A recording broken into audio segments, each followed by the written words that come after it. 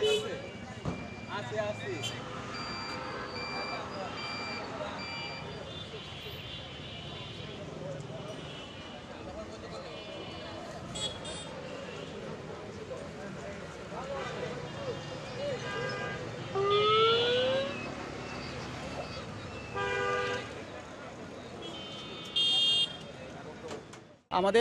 দাবি একটাই, আমরা 2007 সাল থেকে এই আউটসোর্সিং হিসেবে এনআইডি প্রকল্পে কর্মরত আছি। এইখানে আপনার অনেকেরই বয়স চলে গেছে।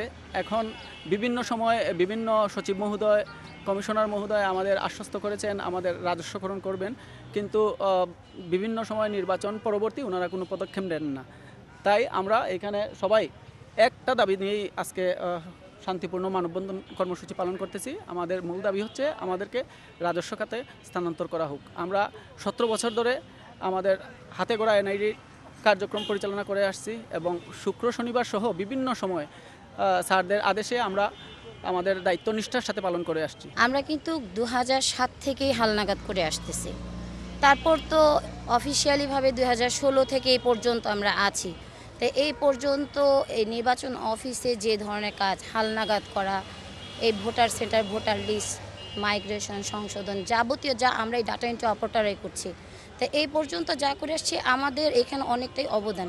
তো যদি আমাদেরকে সরকারি করা হয়, আমরা এই পর্যন্ত যা দিয়ে আসছি চেষ্টা করব সামনে এর থেকে ভালো একটা অভিজ্ঞতাপূর্ণ কোনো কাজ দিতে, এবং আমরা যা দিয়ে আসতেছি এই পর্যন্ত অ্যাচিভমেন্টটা পুরোপুরি আমাদেরই, আমরাই এইটা পুরোপুরি তুলে আসছি। লাভটা কার সেটা জানি না, কিন্তু আমাদের যে পারিশ্রমিক ওখান থেকে আউটসোর্সিংয়ের যে কোম্পানিগুলো রয়েছে তারা একটা অংশ পাচ্ছে এখান থেকে, আর আমরা যে শ্রমটা দিচ্ছি ওই শ্রমের সঠিক মূল্যটা আমরা পাচ্ছি না।